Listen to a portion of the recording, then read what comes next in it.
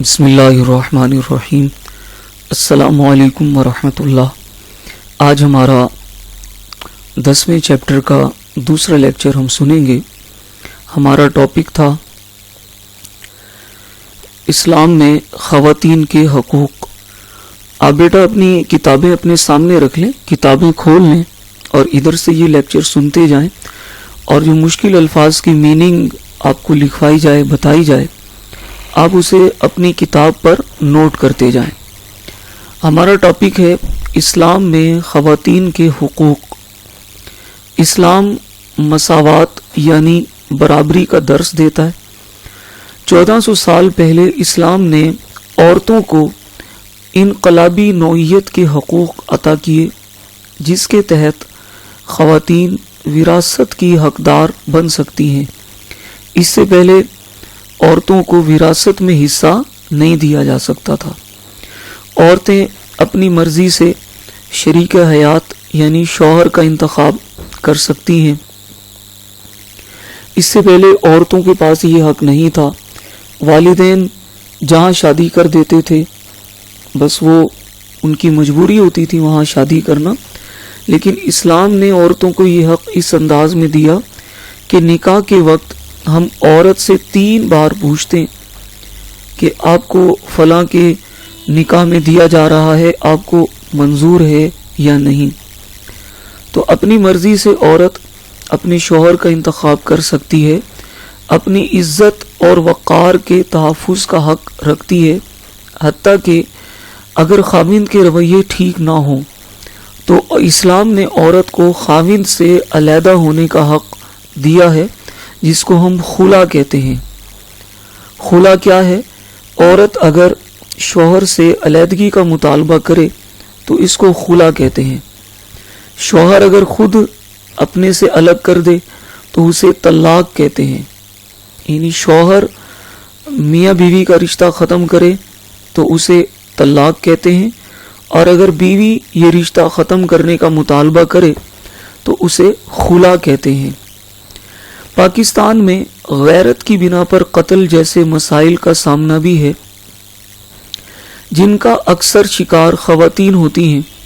جیسے کسی خاتون نے اگر اپنی مرضی سے شادی کر لی تو اس کے گھر والے اس کو قتل کر دیتے ہیں، اور کچھ مرد بھی غیرت کے نام پر قتل کیے جاتے ہیں۔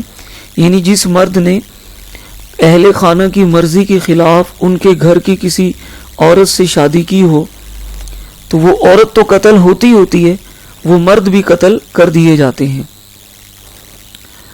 خواتین کے قتل کا ذمہ دار کوئی مرد رشتہ دار ہی ہوتا ہے، اور قتل کی وجہ یہ بتائی جاتی ہے کہ چونکہ مقتولہ نے خاندان کی عزت کو پامال کیا ہے، اس لیے ہم نے اسے قتل کر دیا۔ مذہبی لحاظ سے دیکھا جائے تو اس بات کی اسلام ہرگز اجازت نہیں دیتا۔ قرآن مجید میں قتل سے منع کیا گیا ہے، اور اللہ کی نگاہ میں یہ بدترین فعل ہے۔ اور یہ خیال کرنا کہ ایک انسان کی عزت کسی دوسرے انسان کے اعمال سے وابستہ ہے، یہ تصور بھی غلط ہے۔ حتیٰ کہ یہ گمان کرنا بھی غلط ہے کہ کسی انسان کی عزت دوسرے انسان کو قتل کرنے میں پوشیدہ ہے۔ ظاہر ہے کوئی بھی شخص اپنی مرضی سے قانون ہاتھ میں نہیں لے سکتا، اور اس طرح کسی کو قتل نہیں کیا جائے گا۔ اس خاتون نے اپنی مرضی سے نکاح کیا ہے، تو بالغ خاتون کو تو اسلام یہ حق دیتا ہے کہ وہ اپنی مرضی سے جہاں چاہے نکاح کرے۔ تو ایسا ہرگز نہیں کیا جانا چاہیے کہ کوئی بچی، کوئی خاتون اپنی مرضی سے نکاح کر لے تو خاندان والے اسے انا کا مسئلہ بنائیں، اور اس بیس پر نہ صرف اس بچی کو قتل کر دیں بلکہ اس کے ساتھ نکاح کرنے والے شخص کو بھی قتل کیا جائے۔ یہ بات غلط ہے۔ خواتین کے روزگار کا حق اسلام کی نظر میں کیا ہے؟ کچھ لوگ دلیل دیتے ہیں کہ خواتین کو گھر کی 4 دیواری تک محدود رہنا چاہیے، مگر اس کے برعکس اسلام عورت کو کام کرنے کی، روزگار کرنے کی اجازت دیتا ہے۔ قرآن حکیم میں بیان کیے گئے واقعات میں سے ایک کے مطابق حضرت شعیب علیہ السلام کی بیٹیاں، جن میں سے ایک بعد میں حضرت موسیٰ علیہ السلام کے نکاح میں آئیں، تو حضرت شعیب علیہ السلام کی دونوں بیٹیاں بھیڑوں کی دیکھ بھال کرتی، ریوڑ چراتی اور کھیتوں کو پانی دیا کرتی تھیں، کیونکہ ان کے والد ضعیف ہونے کی وجہ سے خود بھیڑوں کی دیکھ بھال نہیں کر سکتے تھے۔ قرآن مجید میں سورۃ القصص آیت نمبر 23 کے اندر یہ واقعہ موجود ہے۔ صحیح مسلم کی ایک حدیث میں بیان کیا گیا ہے کہ حضرت محمد صلی اللہ علیہ وآلہ وسلم نے ایک طلاق یافتہ خاتون کو اپنے باغ میں جانے اور زندگی کے روزمرہ اخراجات پورے کرنے کے لیے خود پھل لانے کی اجازت دی تھی۔ حضرت ام عطیہ رضی اللہ تعالی عنہا سے مروی ہے کہ حضرت محمد صلی اللہ علیہ وآلہ وسلم نے خواتین کو دوران جہاد سامان خورد و نوش، خورد کا مطلب کھانا، نوش کا مطلب پینا، یعنی کھانے پینے کے سامان کی فراہمی اور زخمیوں کی مرہم پٹی کرنے کی اجازت دی تھی۔ ایک اور مثال حضرت شفا بنت عبداللہ کی ہے، جو اسلام قبول کرنے والے اولین گروہ میں سے تھیں، اور ان کا شمار مکے کے ان چند لوگوں میں ہوتا تھا جو پڑھنے اور لکھنے کی صلاحیت رکھتے تھے، یعنی انہیں لکھنا پڑھنا آتا تھا۔ یہ خود طب کی ماہر تھیں، بہترین حکیم تھیں۔ خلیفہ دوم حضرت عمر نے انہیں مدینے کے بازار کے امور کا نگران مقرر فرمایا تاکہ وہ وہاں آنے والے مرد و خواتین کی کاروباری خرید و فروخت پر نگاہ رکھیں۔ اب ہم یہ دیکھتے ہیں کہ پاکستانی خواتین کا پاکستانی معاشرے میں کیا کردار رہا۔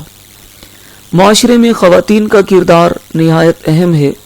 بانی پاکستان قائد نے کہا تھا، کوئی قوم اس وقت تک ترقی کی شاندار منازل طے نہیں کر سکتی جب تک اس قوم کی خواتین مردوں کے شانہ بشانہ کھڑی نہ ہوں۔ قائد نے کہا کہ ہم مقامی روایات کے ستم گزیدہ ہیں۔ ستم گزیدہ مطلب ستائے ہوئے ہیں۔ ہم مقامی روایات کے ستائے ہوئے ہیں۔ یہ انسانیت کے خلاف ایک جرم ہے کہ ہماری خواتین گھروں کی چار دیواری کے اندر قیدیوں کی طرح مقید رہیں، یعنی قید رہیں۔ دنیا بھر میں کہیں بھی اتنی ناگفتہ بے کا مطلب ناقابل بیان، کہیں بھی اتنی ناقابل بیان حالت نہیں ہے جس طرح ہماری خواتین رہ رہی ہیں۔ خواتین کی کامیابیوں اور خدمات کی کئی مثالیں پاکستان کی تاریخ سے دی جا سکتی ہیں، جیسے فاطمہ جناح قائد کی بہن ہونے کے ساتھ ساتھ ایک سرگرم سیاسی کارکن بھی تھیں۔ قائد کی رحلت کے بعد اور لوگوں کی مخالفت کے باوجود، ایسے لوگ ان لوگوں کی مخالفت جو سیاست میں خواتین کے کردار کے شدید مخالف تھے، اس کے باوجود وہ بہادری کے ساتھ میدان سیاست میں رہیں اور صدارتی انتخابات میں حصہ لیا، یعنی ایوب خان کے مقابلے میں صدارتی الیکشن انہوں نے لڑا۔ مزید برآں یعنی مزید یہ کہ پاکستان دنیا بھر میں پہلا اسلامی ملک ہے جس میں ایک خاتون بے نظیر بھٹو وزیر اعظم منتخب ہوئیں۔ پاکستانی خواتین کی جدوجہد اور حوصلے کی ایک اور روشن مثال عالمی سکوائش کھلاڑی ماریا تور پاکے وزیر، یہ ان کا نام ہے ماریا تور، اور پاکے ان کا قبیلہ ہے، اور یہ قبیلہ وزیرستان میں رہتا ہے، تو اس طرح ان کا نام بن گیا ماریا تور پاکے وزیر۔ یہ ایک جوان لڑکی ہے جس نے کھیلوں میں حصہ لینے کے لیے لڑکے کا بھیس یعنی لڑکے کا روپ اختیار کیا۔